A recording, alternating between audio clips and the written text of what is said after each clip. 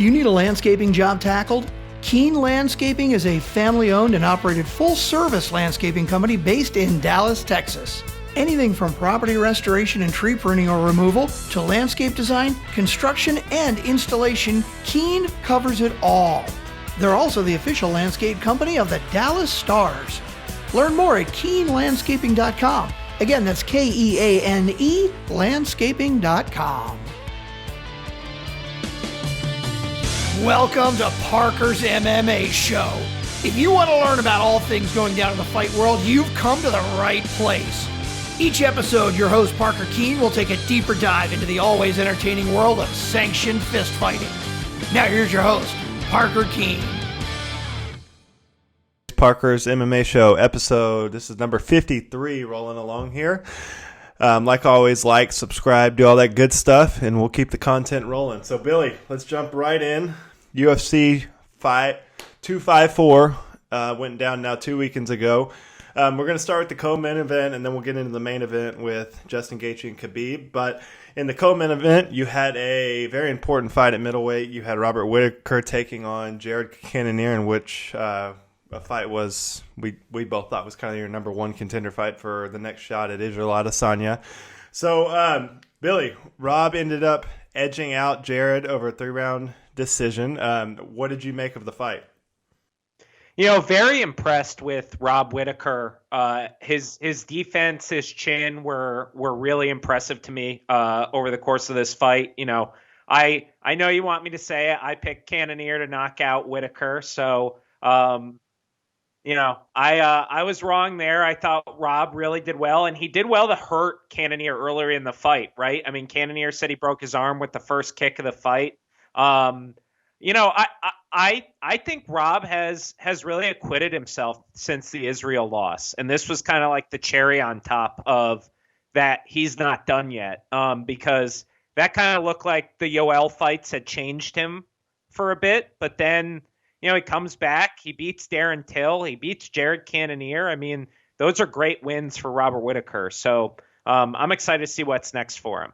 Yeah, I agree. It seems like he's building, you know, back towards that title fight. That's why I don't think he, you know, overly pushed to have it right away. I think he feels like he's building momentum back towards that eventual rematch with Israel. But for me, outside of the scary moment in the third round, I thought Rob was just a step better everywhere. And that's kind of what I said in the pre-show is, you know, I know Jared Cannonier is a super dangerous guy, but I just felt like Robert Whittaker was better everywhere. You know, for Jared Cannonier, though, it was a great fight for him. I mean, he showed what he's made of and showed that he deserves to be in the top 5 right now at middleweight. And I really do. I think he's a dangerous out for anyone right now in the top 5. But the way I scored the fight, I had it 3-0 for Rob. And I'll just say it again. I think Rob's one of the most experienced now and most well-rounded fighters on the roster. So I'm looking forward to what's next for him. So for Rob, what do you think's next for him? You think he goes right into the title shot again, or does he take one more fight before that, you know, eventual rematch?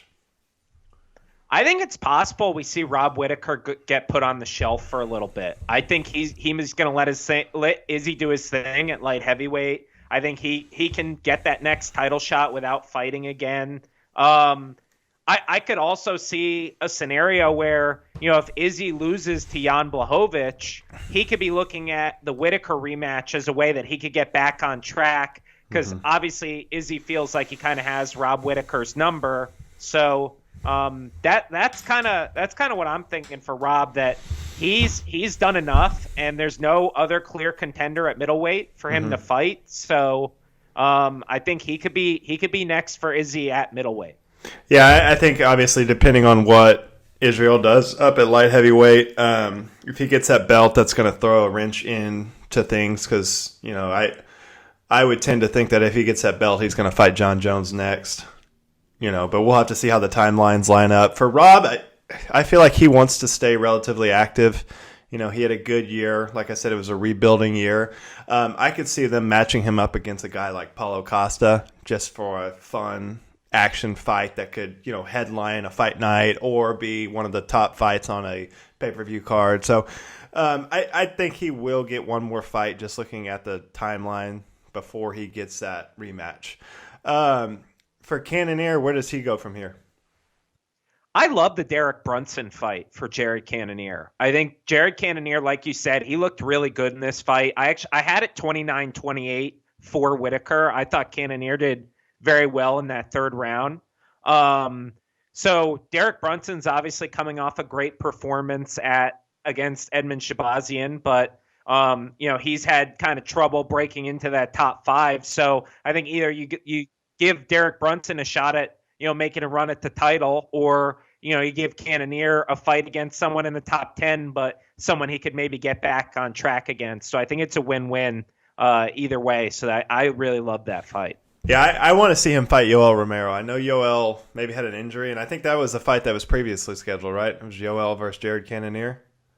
I believe so, yeah. Yeah, so that's my guy. I want to see him fight Yoel Romero. But like I said, no real drop in the stock of Jared Cannonier. Solid performance against a world-class fighter. It really shows that he belongs, with the elite of the middleweight division right now. So, all right, let's get into our main event. So, Khabib was back in action defending his belt against Justin Gaethje. Billy, what did you make of the fight? Are you prepared to apologize for your slander towards me last episode about the way that this fight would go? I thought Khabib really dominated. I know everyone's going to say Justin Gaethje did well in the first. Some judges gave him the round. 2 out of 3. What I saw was Khabib getting a read on his opponent for 3.5 minutes, knowing that it was a 25-minute title fight. The last 90 seconds, once he got the takedown, Khabib dominated. I even thought he could have finished the fight if he was a little meaner with the armbar at the end of the round. But I thought he was completely dominant, to be honest, from start to finish. Yeah, I think Justin had a good game plan. I just there's no way he could have kept that pace or kept that game plan for all 5 rounds. Eventually, Khabib was going to get the takedown. And when he did, you just saw Justin had 0 answers once, in the submission grappling aspect of that fight. It was like Khabib just absolutely sliced through him. And he just looked like he was a black belt and Justin was a white belt. It really did. It was just like he had no defense. Khabib just cut right through him. There was 0 jiu-jitsu from Justin Gaethje. Yeah. 0. I mean, he was helpless on once it got to the ground, he was absolutely helpless. Yeah, and I agree with you. I think Khabib could have finished that fight in the first round. But for Justin, he stuck to what we said he would have to do. He tried his best to stay off the cage, tried his best to defend the takedowns. He was bringing damage with those leg kicks, and he landed some good shots. But I'm on board with you, Billy. I just don't see any lightweight on the planet, or maybe any lightweight ever, that has the ability to beat Khabib. I just don't. I don't. And this fight kind of made me a believer. I've praised Justin Gaethje, and I thought Justin Gaethje was a guy. I thought Dustin was a guy. I thought Conor was a guy. But Khabib is just so far superior to all of them. And to put on that performance with the weight he was carrying, with the loss of his father, the broken foot, the retirement in the back of his head, and to basically do it with 0 ground and pound. He basically took him down and just sliced through him with jiu-jitsu. I don't know if he landed a strike on the ground. So, I thought that fight was a masterclass from Khabib. It was very, very impressive. All right, so that leads me to my next question. Was this Khabib's best win ever? In terms of quality of opponent, I still think Dustin Poirier is Khabib's best ever opponent in terms of quality. But for everything that we've ever criticized Khabib for, this checked every box, right? He fought a guy who was a credentialed wrestler. I mean, right. Justin Gaethje's a Division I All-American wrestler. There's not very many men in the octagon better than him at wrestling, right? He took him down and then finished him early in the second round, like you said, with 0 ground and pound. Just put him to sleep. Choked him out. Grappled him.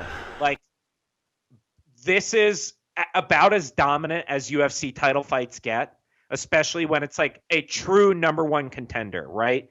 Both of us agree that Justin Gaethje was 100% deserving of this title shot. And like, there's just not very many UFC champions who can do that to a guy of Justin Gaethje's caliber. Yeah, I agree. I think it was incredible. You just see, I think Khabib just has the perfect build and attributes for just a dominant fighter. I mean, he's got it all. There's no blaring weaknesses. He's a technical genius. Yeah. I mean, it's unbelievable. The techniques that he pulls out are, I mean, did you have Khabib by triangle? No. To win this fight? I mean, that's stellar. That's mounted triangle to roll Justin Gaethje and then just choke him unconscious. I mean, that is black belt level jiu-jitsu. Yeah, and just how smooth he put it together. I think I heard Luke Thomas saying this today, but from the moment he caught that kick and then worked, through the progressions of that submission and finished the fight was, I think, a total of 22 seconds or something crazy. Like it was amazing. It was amazing. It was tense. The first round was super tense because you didn't know what was going to happen. Then after that first takedown and when he almost got that armbar, I was like, it's over,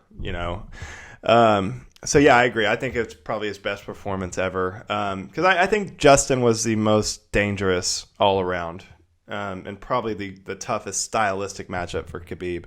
But all right, so after he gets on the mic and basically is very, very emotional and says, hey, this will be my last fight. I'm going to end at 29-0. So, Billy, do you take Khabib at his word, and do you think this will be his last fight? I think I'm probably 50-50 on whether he fights one more time. I just think 30-0 is just like such a nice round number. Like we saw Floyd go to 50-0, right? I just think the UFC might have something to offer that he could be interested in, whether that's some new contender at 155 that kind of challenges his GOAT status, or whether it's like a chance to move up to 170 or whatever it might be. I see him almost, I'm 50-50 on him having one more fight. If he comes back, what do you think the offer would have to be, and who is it? I kind of see him going for a second belt. I don't know why. I just think like that's like the one blemish on his resume, I guess. But I just don't think Usman is the guy to do it, right? So that's where I'm at, is like, I think if someone got the 170 belt who would truly like cement Khabib's legacy, then I think he would be more interested in it. Yeah, for me, I kind of tend to believe that Khabib is a man of his word. Generally, when he says something, he sticks to his guns. He's not like, Conor that'll tease a comeback just to get Twitter likes or get attention. And I really don't think the money is all that important to him. And he said that leading up to the fight. He was like, they could give me the UFC, they could give me $4 billion, or whatever they're going to give me. And he had no interest in fighting Conor McGregor again. So, yeah, I don't know. It would have to be something big, and it would have to line up right. And the only thing I see lining up right is, if Conor gets that belt back and then puts one or two title defenses together and earns Khabib's respect to come out of retirement, I could see that, but I don't see Conor getting that belt in his next fight and then his next fight being Khabib. I just don't think Khabib has the interest in having that, violent lead up again and just all the negativity and the bad press and everything. There's just a really dirty build to that fight, and I don't think he wants to have any part of it. I think he dominated Conor, and I don't think he could do it better. So I tend to think he's going to stay retired. But for Justin, he's definitely not going to stay retired. What do you think's next for Justin? I love the Michael Chandler fight. I mean, Chandler kind of threw it out there after Khabib beat Justin that he would like to face Justin Gaethje. I think that's perfect. I think, Justin Gaethje's the last kind of high-profile champion from another organization to join the lightweight division. So now Chandler comes in. It's kind of that storyline there. They're both kind of action fighters. Like, I just think that's that's a perfect matchup for both guys. Yeah, I think something's going on with the Conor versus Dustin matchup. I think maybe Dustin is still wanting too much money, or something's going on that's not booked. Because I thought they would have booked that immediately after the Khabib result. So I actually tend to think that Justin Gaethje is going to step in, take that fight for a lot less money against Conor McGregor for your undisputed champ. I think that's the next move. Just for whatever reason in the back of my head, something's going on with Dustin where I don't think they're coming to terms, and in the next month or so, I think we've got to have a decision on what they're going to do with Conor McGregor. So I'm going to go Conor McGregor for Justin's next fight. All right, if you're the UFC matchmakers, how do you match up the lightweight division as it stands right now?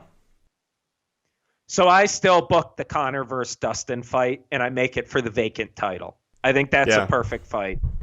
I do Justin against Michael Chandler, and I do Tony Ferguson against Charles Dobronx Oliveira. Okay.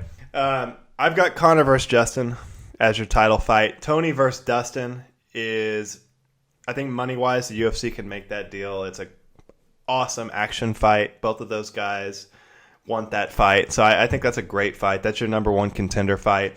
And then you do Michael Chandler versus Hooker, or Chandler versus Oliveira. I think either one of the Oliveira or Hooker, those are the guys that Michael Chandler's going to fight. For Conor McGregor, what are the odds that his next fight is a lightweight title fight? 75%, 80%. Yeah.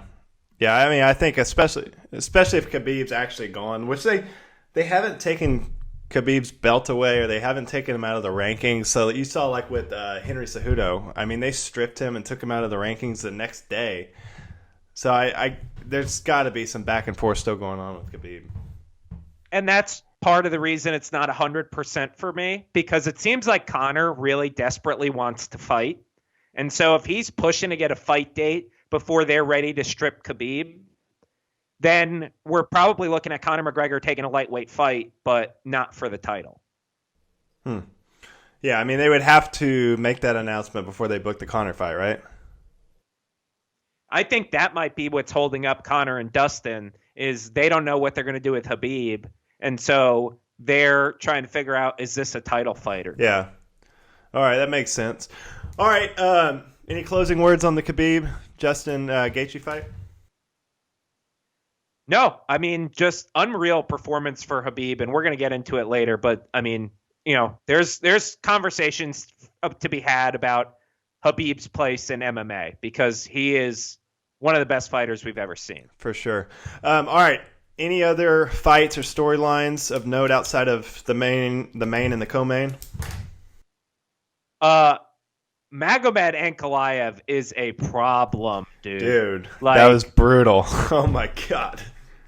Our poor guy, future friend of the podcast, Jan Kutalaba, got his face put in the canvas badly. That was not good. Yeah, that guy is dangerous. Super dangerous. Super dangerous. For me, you and I kind of predicted this might be the fight of the night, but I had the Casey Kinney versus Nathaniel Wood fight. That was an absolute banger.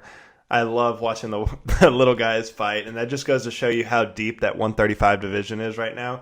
I think it was at a catch weight, but those guys are, in the top 10 to 15 at that division. So it just shows you how deep and how talented that division is right now. And then our guy, Tai Tuivasa, got back in the win category with a vicious first-round knockout of Stefan Struve, and then multiple spit shoeys to follow. So, big win for him. It was good to see him back. That dude's – the UFC needs him. He's awesome for the heavyweight division, and got a good win against a legend in Stefan Struve. So, all right. Let's get right into the GOAT discussion here, Billy. So obviously, after Khabib dominant win against Justin Gaethje, there was a lot of back and forth between him and John Jones taking to Twitter about who is the GOAT in MMA. Who is your MMA GOAT and why? So I have a very wishy-washy answer. I think Khabib is the best fighter I've ever seen in the octagon, but John Jones is the GOAT. Khabib has never had a close fight. Never. Jon Jones has had 3 close fights, right? I think Gustafsson won, Thiago Santos, Dominic Reyes, right? I think we can all agree those were close. Jon has the better resume. He has the better UFC record. He has more title defenses. He has more notable names on his resume of people that he's beaten. But Khabib has not just beaten the best of the UFC's deepest, toughest division. He's done it in increasingly dominant fashion. I mean, finishes in the 4th round, the 3rd round, the 2nd round, right? I don't think anyone's been able to replicate that in any other fight against their common opponents with Khabib. And I think Jon will probably retire with the best MMA resume of all time, but he's just shown like this level of being able to be beaten that Khabib has just not shown. Well, and with Jon, it's like, for the Gustafsson fight, that was probably his first close fight. And that was a fight that he'll come out and flat say, hey, I didn't train for that fight. I just flat out didn't train for that fight. You're not getting that from Khabib. Khabib takes this so seriously and is so dialed in for every single fight. So, yeah, I tend to agree with you. I think Khabib may be the most dominant fighter over, his prime stretch. But for Jon, I just don't think anyone's going to be able to touch his longevity. I mean, he's essentially 26-0. He's defended his title 15 times. Probably half of those fighters are against former champions from the UFC or Pride. So you look at, I agree with you, you look at his resume, no one's touching that resume ever in MMA. I mean, Jon basically took out champions of 3 generations, and now he's fighting off the new crop of light heavyweights. And if he can move up to heavyweight and get that title and beat Francis Ngannou or beat Stipe, I just don't see, I think he's going to further distance himself in the GOAT conversation where it's, at the end of his career, it's not going to be close. So, yeah, I think the more interesting conversation to me, honestly, is Khabib versus GSP, because Khabib can't touch Jon Jones's resume, right? But when you bring the USADA stuff into it, right, you have to consider it.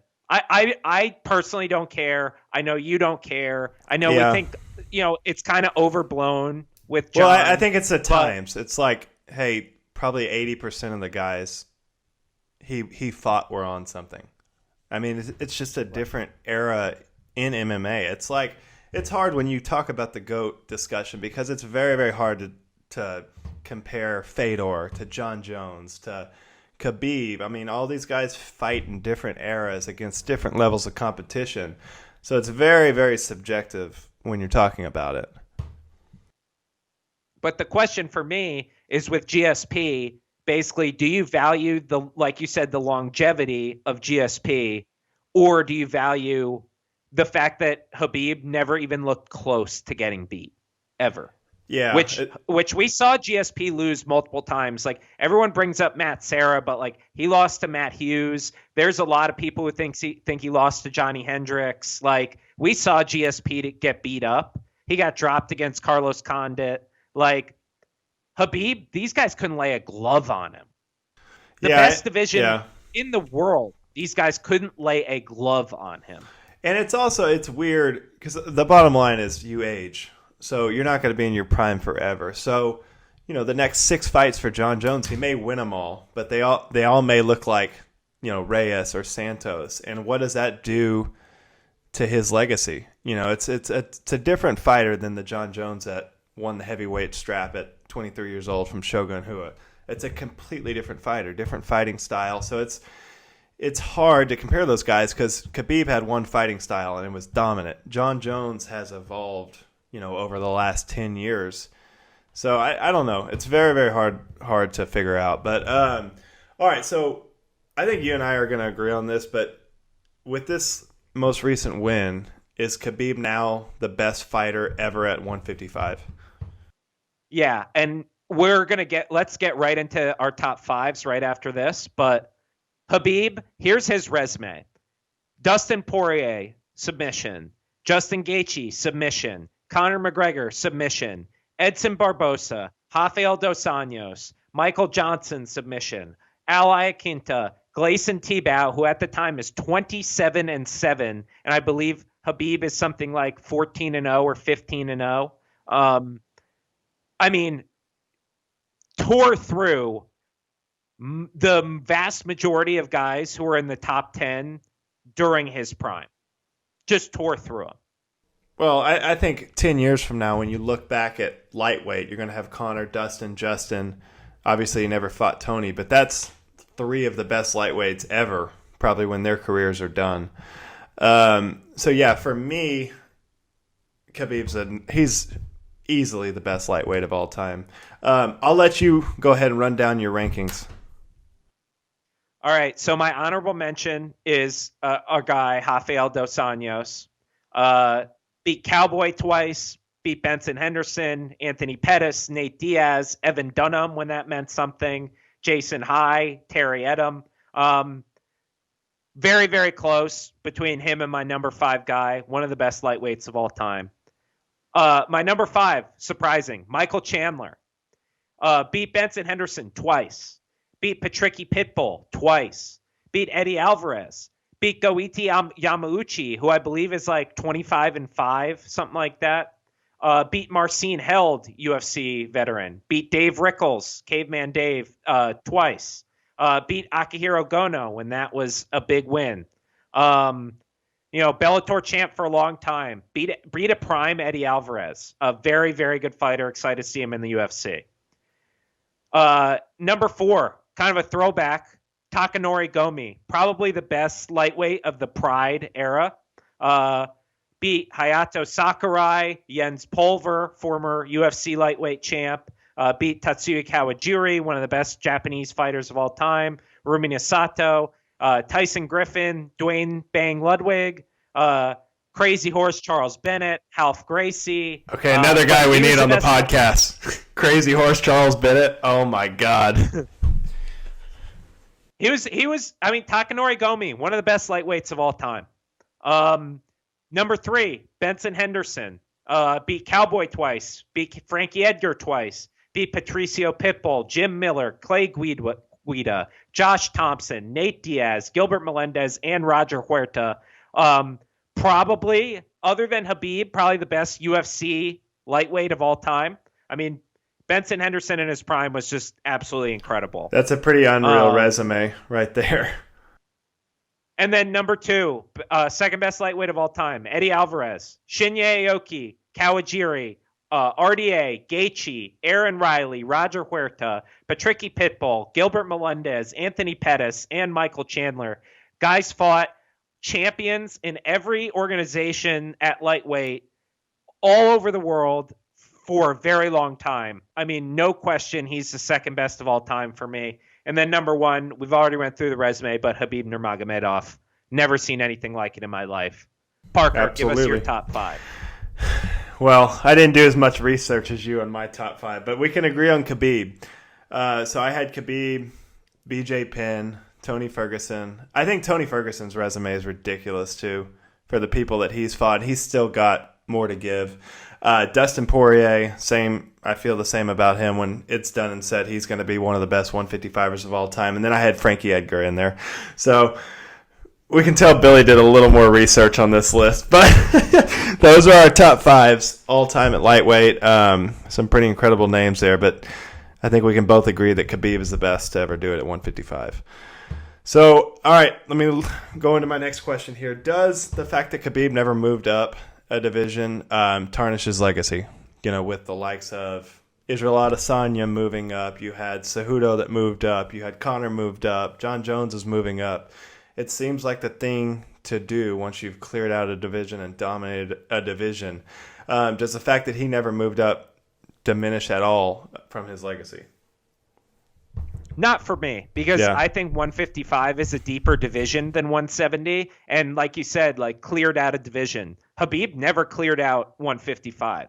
There's an argument that he still hasn't cleared out 155, and there would still be competitive fights, or at least as competitive as anyone, for him to fight right now at lightweight. So I don't see it the same way as I see like Cejudo with the flyweight belt, or even Amanda Nunes with moving up to featherweight to take on Cyborg. I don't think it diminishes his legacy at all. I don't either. I will go back to it. Outside of Tony, I mean, he beat the best 3 fighters of his era, and I mean, really, that we can count on. He's lost 1, maybe 2 rounds. I think round 3 to Conor and round 1 to Justin. Outside of that, he's never been dropped. He's never been cut. He's never been hurt. He's never been in danger. You don't see that, from the beginning of your career to 29 fights. You just don't see that. No one gets out of this fight, this game unscathed, and he's been able to do it, and in one of the most dominant fashions as I've ever seen. So I don't think it diminishes his legacy at all. If the UFC was able to talk Khabib into coming back to go for a second belt, how do you think he would fare currently against Marty Usman? I take Khabib in that matchup. I just do. Like, I think Khabib at 170 is going to be terrifying. I think he's going to be super strong. I think he'll be able to take Marty Usman down no problem. I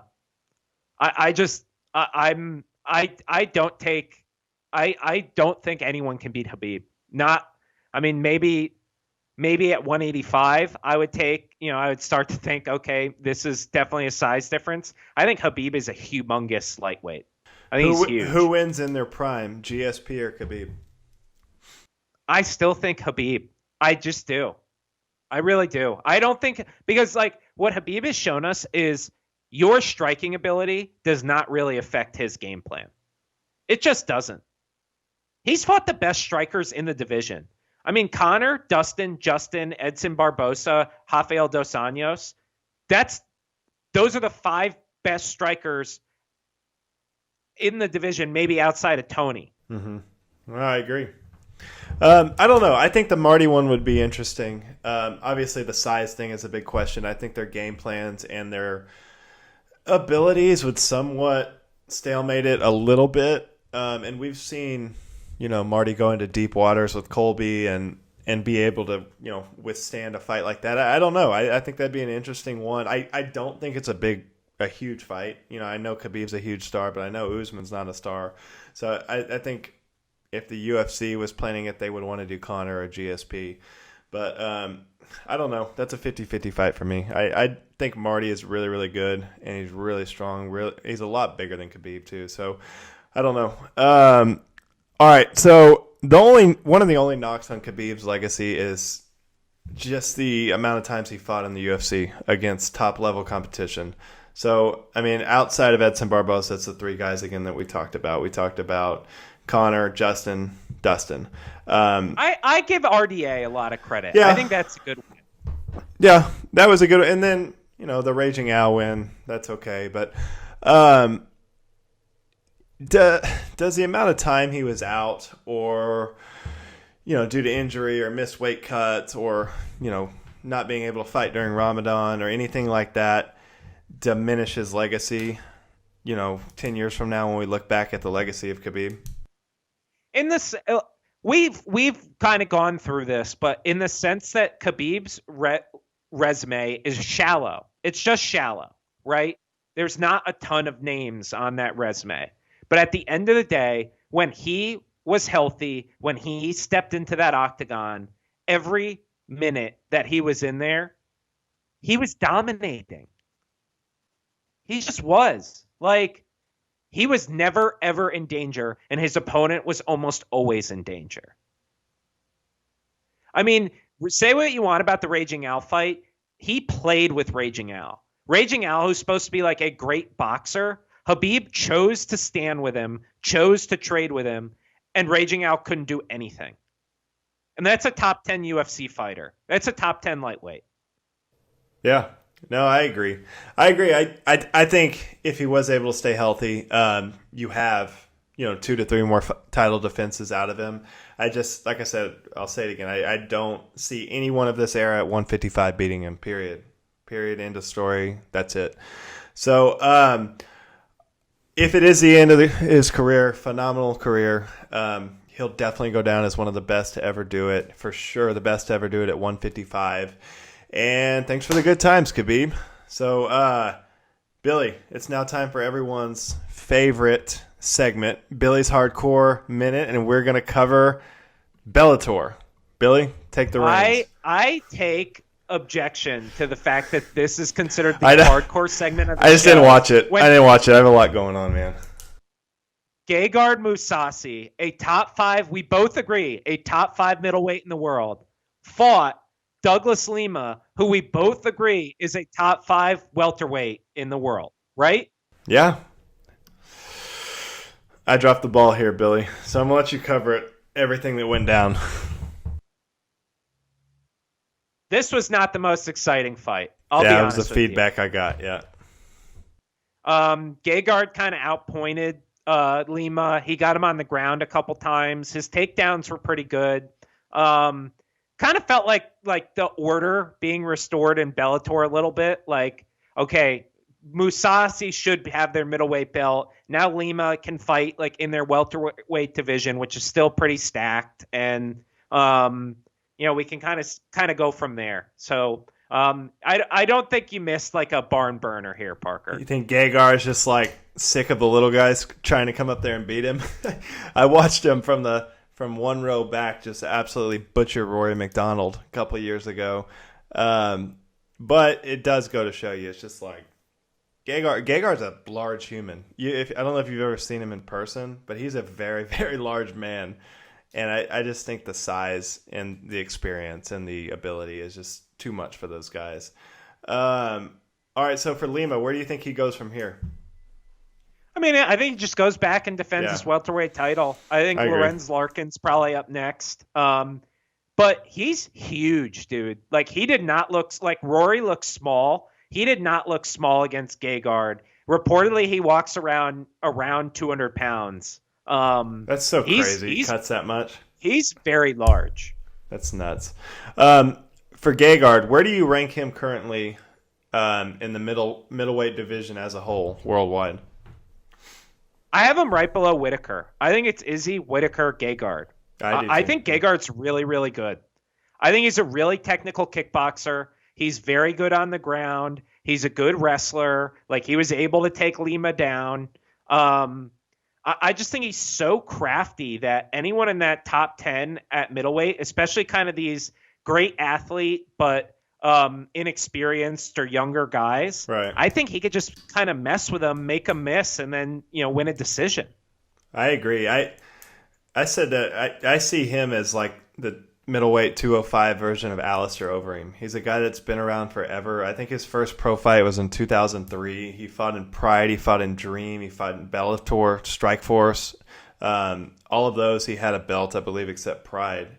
But yeah, it's a guy that he's aged very well. Very, very well, and he seems to get better and better and just have little wrinkles, like you said, that are going to get him over on these younger guys.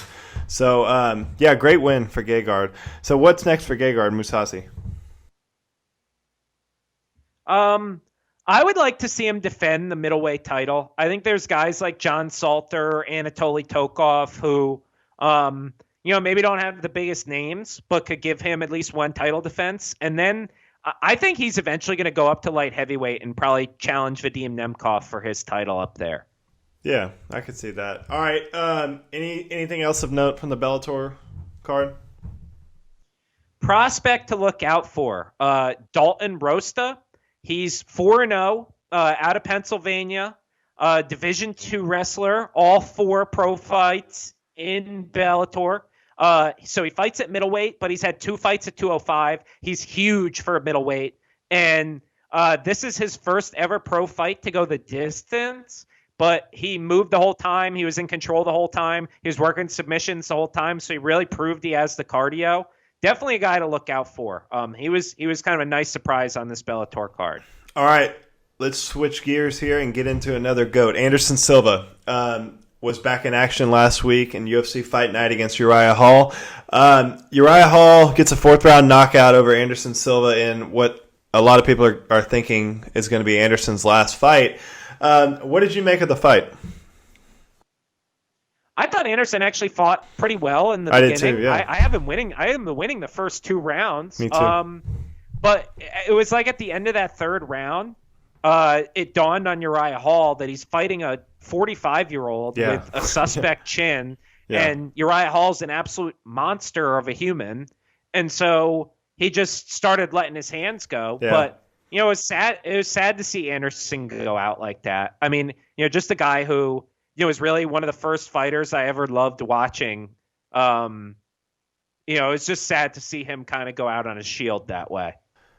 Yeah, and it's not like he's not competitive. This is not BJ Penn where he's getting the doors blown off of him. I agree with you. I think he won the first 2 rounds, and I think if he had a little better game plan, he probably could have won 3 and maybe 4 and maybe cruised to a decision. But he got reckless, and then after he got clipped, which was I think at the end of the 3rd round, he was just out of it, and he rushed in, just too recklessly and got caught. But this is this sport. It's like you can't age well as a legend and expect to fight, top 5 guys in your division at 45 years old. It's just not realistic. It's not. Eventually you're going to see this decline, and if you hang around too long, it's going to get worse and worse and worse. So, Anderson put on a good show, but I don't need to see him fighting anyone in the top 10 ever again at middleweight. I just don't. So for Uriah Hall, obviously, this is one of the bigger wins of his career, knocking off a legend like Anderson Silva. Where do you go from here if you're Uriah Hall? I like him against anyone in that top 10 to 15 range, right? So Chris Weidman, Akhmedov, Edmund Shabazian, Marvin Vettori, Ian Heinisch, who I know is fighting this weekend, Brad Tavares, any of those guys I think would be an interesting fight for Uriah Hall. Yeah, I agree. I like the Chris Weidman fight. I also like the Derek Brunson fight. Chris Weidman, I would obviously be building, Uriah's name off another former champ and big name in the sport. And then Derek Brunson, I agree. We talked about it earlier. He looked really, really good in his last fight against Shabazian. So either of those for me. But Uriah Hall's now on a 3-fight win streak. 2 of the 3 wins being by TKO or KO. So he's going on a run here at middleweight. So for Anderson Silva, where do you rank him all time amongst MMA fighters, and where do you rank him in the middleweight division? I have him probably 5th all time, but best all time middleweight, right? I don't think there's any debate that he's the best all time middleweight. Yeah, I agree. I have him as my best all time middleweight. I've got him currently 4th behind John Jones, GSP, Khabib. I think he slots in at 4, then I had Fedor at 5th. But yeah, he's one of the best to ever do it. I have Fedor above him, but I have the same top 5. Okay, for Silva, he's now 1-7 since 2012, which I believe was his second loss to Chris Weidman, and then he had that no contest against Nick Diaz. But anyway, since then he's been 1-7. Do you think that this run has tarnished his legacy at all? And what are your general thoughts on fighters holding on too long, after a legendary career? I mean, on the surface, right? Like, you'd be foolish to say it doesn't tarnish it at all, right? Because there's people who watch that was their first Anderson Silva fight, or there's people who have only watched him since 2012, don't know that this is the guy who front kicked Vitor Belfort into oblivion, and have only known him as this guy who loses, who gets knocked out, who gets injured, whatever it is, right? So that's a fact. But if you're a hardcore MMA fan and you've been following this sport, enough to care about someone like Anderson Silva retiring, it's actually really impressive what he's done. He never lost in his athletic prime. He only lost post-injury, when he was 38 years old. He hung on and was able to have competitive fights with top 10 guys in this division. I still think he's competitive with anyone maybe from 10 to 25, I think. I mean, he still looked sharp last weekend. Anderson Silva debuted in 1998. It's crazy. The same year Matt Hughes debuted in 1998, and Matt Hughes hasn't fought in a decade. Yeah, it's like, so crazy. Anderson Silva's career has spanned the entire lifetime of modern MMA. Right. Yeah, I agree. I mean, I think the best comparison is the BJ Penn situation, and like the way I felt about that is he hung on way too long. You know, he peaked when he knocked out Matt Hughes in 2010. Then he lost 7 of 8, 3 by unanimous decision, 3 he got finished in. Anderson Silva's on a 6, or lost his last 6, or has 6 losses since the Chris Weidman fight. But you look at the competition. I mean, he lost to Bisping, who went on to win the middleweight championship. He lost to DC, who went on to win 2 titles at light heavyweight and heavyweight. Then lost to Israel Adesanya, who seems to be his heir to the throne of, you know, maybe best middleweight ever on the rise. So, I mean, it's not like he's fighting, you know, the Clay Guidas of the world, or, you know, guys that are hanging between 8 and 15 or whatever. He's fighting the number 1, number 2, number 3 contenders, and he's still putting on, you know, decent showings. So, yeah, I don't think it does anything to tarnish Anderson Silva's career. And honestly, I don't. If he wants to hang on and have a couple more fights, you know, against reasonable opponents, you know, Robbie Lawler, older guys like that, where he can have competitive fights and he's not getting fed to the absolute animals of the division, I've got no problem with that. I mean, he's a grown man. If he wants to fight, he can still fight. I think he's got one more fight on his UFC contract, but yeah. So, all right, what else we got here, Billy? Oh, here's a little stat that I pulled up. So Anderson Silva from 2006 to 2012 was 16-0 with 14 stoppages, 11 title wins. Since 2013, he's 1-7, 1 no contest, 0 stoppages, 0 wins. So you look at the run he went on from 2006 to 2012, and that's right up there with anyone. You know, Khabib's run that we're talking about in the UFC. So he's for sure one of the greatest to ever do it. But for you, what is one of your favorite Anderson Silva moments? I just think about like the magic, right, that Anderson Silva brought to MMA. Like when you look at the fighters of that time, it's all kind of these like, you know, your rough and tumble kind of Tank Abbott types and people like that who are trying to kind of dismiss the traditional martial arts and dismiss kind of our traditional notions of, you know, the old Bruce Lee Kung Fu movies and how those fights looked. And Anderson Silva not only brought that back, but he, you know, made it extremely successful at the highest levels. And that to me is just, I mean, he's the first fighter I remember like looking on YouTube and just, you know, being astounded at the things that this guy was doing to people.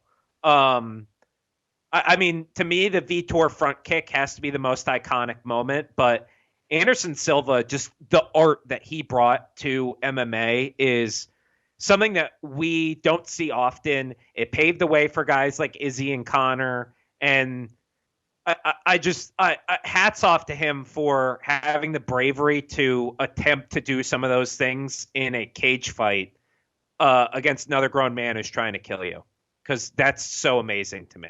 Yeah, I think when you and I look back on this, you know, 15, 20 years from now, Anderson Silva is going to be one of those guys that elevated the sport of just like the possibilities in the striking realm, what could be done. And like you said, he paved the way for the next great generation of fighters, Conor McGregor, Israel Adesanya, Michael Venom Page, you know, people like that. So, yeah, for me, the Vitor front kick is freaking legendary. That'll be on every highlight reel till the end of fighting, until it gets outlawed or something crazy. But yeah, that was amazing. And then the Forrest Griffin fight back at UFC 101 was, I believe, the second MMA fight I ever watched. The first one was Forrest Griffin, Stephan Bonner back at Tough One. And then I remember the buzz of my dad and all his friends just being pumped about this new sport. And, hey, that Forrest Griffin dude is fighting again. He's an animal. We remember him from that first fight. And then it was like no one really knew about Anderson Silva.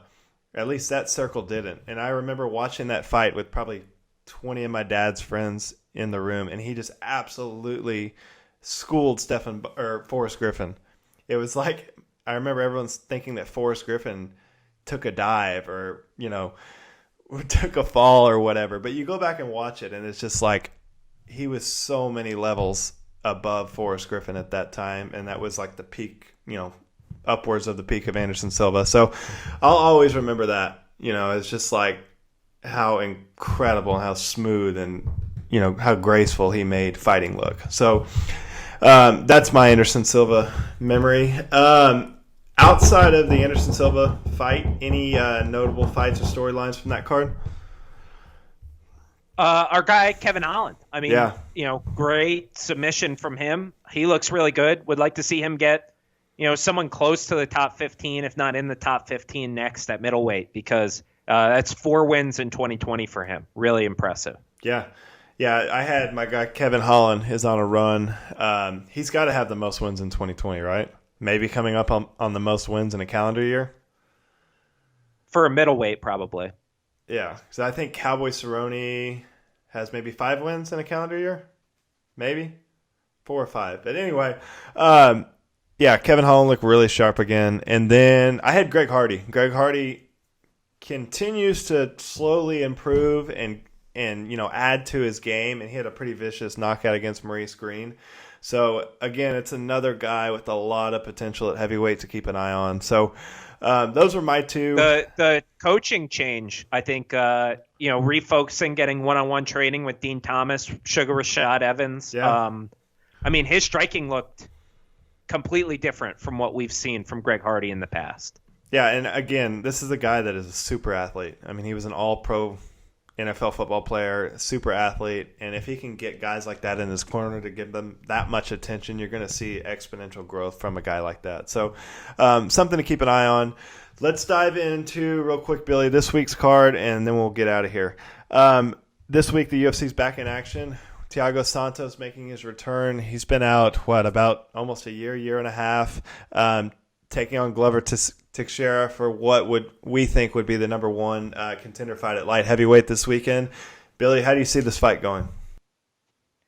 I think, if Glover's winning this fight, it's going to be his grinding, dirty fight up against the fence. He's going to try and get it to the ground. He's so good in the clinch. He's so heavy on guys and just works his trips and, gets it into his world. I think if Thiago Santos is winning this fight, I think he's got to keep, Glover on the outside. He's got to move. He's got to use the Muay Thai, use the kicks, and set up his power shots against, obviously an aging fighter in Glover Teixeira. Yeah, I agree. We're just going to assume. So, in your mind, this is definitely a number 1 contender fight? I think the light heavyweight title gets really screwy if Israel Adesanya wins. Yeah, right? It gets crazy. If Jan wins and keeps the title, then for sure this is number 1 contender fight. Yeah, I'll agree with that. All right, so for Santos, he's been out since his loss to John Jones, in which I believe he injured both legs and had surgery on both legs. So he's had a long road to recovery. What do you expect him to look like in this return? It's hard to know, man. I mean, he had a very serious injury. I mean, I think he had 4 major knee ligaments repaired. His style is reliant on him being explosive, right? He's long. He has very strong legs. He has very strong punches. He likes to use those explosive movements, kind of throw off his opponent. I think it's entirely possible he looks diminished in this fight. I just think, someone of his caliber, that kind of athlete, I mean, he's a freak among freaks in the UFC athletically. You hope that kind of guy can come back from that surgery, but I mean, it is a very serious injury he's coming back from. Yeah, and for Glover, he's now won 4 straight at light heavyweight since his loss to Corey Anderson back in July of 2018. What do you think it's going to take for him to get this win against Thiago Santos? He has to get this fight to the ground. I mean, has to. I think, like I said earlier, he's so good in that clinch. He's so good at getting these, huge light heavyweight guys to the ground. You saw it against Anthony Smith, where it's not these power shots. It's just him digging underhooks, him hooking a leg, and him getting you to the ground. And once it's down there, I mean, we've seen Glover Teixeira inside control in mount is so heavy. He chokes guys out. He beats guys up. He's able to land that big right hand at ease. So I really just think if he can get this fight to the ground, I think Maheda is in big trouble. Yeah. All right. So give me your prediction. I'm going to assume that Thiago Santos is able to bounce back from surgery, and I'm going to take him by second round KO. I think Glover's striking defense is not the best. I think Maheda's got great Muay Thai, and I think Glover's chin is a little suspect too at over 40 years old. Yeah, I agree. I've got Santos by third round knockout. But it should be a fun fight. It should be an action-packed fight. So any other fights of note on this card, Billy? I have my eye on Ian Heinisch against Brendan Allen. Two kind of young, up-and-coming middleweights. Both guys really, really good on the ground. I think this will be a really fun fight, so I have my eye on that one. All right, cool. All right, so that's going down this weekend. Let's jump into one current event real quick, and then we'll get out of here. So earlier this week, Israel Adesanya versus Jan Blachowicz. They basically came out and said that'll be Israel Adesanya's next fight. So moving up to 205 to try to take the belt after John Jones had just vacated and moved up, and then Jan won the belt. So what's your initial reaction to this? This is legendary by Izzy to flex like this. I mean, we talked about it last week, how we just didn't see any reason for Israel to go up to fight John Jones if there is no belt on the line. And for him to basically like step in front of John Jones in line to get the light heavyweight title is just such a boss move and just so classic Adesanya. Yeah, it's just like the ultimate troll move. You know, John announces he's moving up. Israel gives it like 3 months while John is allegedly bulking up to go move to heavyweight. And he's like, hey, I'm going to go up and get your belt. And then if he gets the belt, it's like, what does John do? Does John stick to the original task and go get that heavyweight belt, or does he come back down? He's got to go vegan for 3 months to lose weight. I don't know. It's going to be weird. But I agree with what you said earlier. I think if Israel can get that belt, which is a big if, you know, do not... Big if. Yeah, big if. We've done this before, but do not sleep on the Polish power. That dude can knock anyone out, and he looked phenomenal in that title fight a couple weeks ago. But if Israel is able to get that belt, I mean, what do you think they do? That's why I said earlier when you asked me if it was the number one contender fight, I have no clue. I honestly have no clue. Like, I don't know if Izzy vacates it, if John immediately comes back down to go get it, if Izzy wins. What do they do at middleweight if that happens? Like, that is something else, man. If Izzy ends up winning that light heavyweight belt, I think the UFC's got a lot of matchmaking challenges on their hands. Well, it's like you look at the timelines. They say Jan and Izzy are going to fight in the first quarter of next year. Then you've got Stipe and Francis supposed to. I think they said March for that. So like if you're John, what do? You got to take a fight in between. So who do you fight? Curtis Blades or Derek Lewis? I don't know. I honestly don't know why. Why does John not just come down and fight Izzy right now? There's no belt. Yeah, Izzy but he wants the belt. Yeah, but John's lingering. Like John's gonna have to wait till next summer to fight for a title belt. I think John played his cards wrong, honestly, with the whole not committing to fighting Francis thing, giving up the light heavyweight belt. I think he did not. I don't think he played his cards right. Because, I mean, you look at the calendar, he's legit going to be out, a year and a half. He last fought in February against Dominic Reyes. So at the very best, he's fighting when? International Fight Week of next year? Unless he decides to take a fight for no title. It's like, I don't know. It's going to get screwy. But I could totally see if Israel got that belt in January that John comes back down. Because he always has the ability to go back and forth to heavyweight. But I just don't see him sitting out for a year and a half. I really don't. Especially why Israel's, stealing all the attention. So, I don't know. It's interesting. It's going to be wild to see how that shakes out. But, all right. Billy, that does it for us this evening. We hit an hour. Right on. Spot on. Any closing words from you? KSW this weekend, baby. So fire it up. A little Polish MMA. Do you have to watch that on LimeWire or something? It's on DAZN, Parker. All right, boys. Big election night. Big fights coming up. Everyone stay safe. Have a good weekend. Me and Bill will be back. Hopefully with some good interviews. So signing off, Parker's MMA Show, episode 53, Billy. We're rolling along on our way to 55. Texas Trees is the premier tree care company in the DFW area. Whether you need basic maintenance or specialized services, when it comes to trees, we've got you covered. Pruning, chipping, bracing, and cabling, even root barriers and disease control, we do it all. And if you aren't sure what you need, we have certified arborists on staff to point you in the right direction. Visit us at northtexastrees.net. That's northtexastrees.net.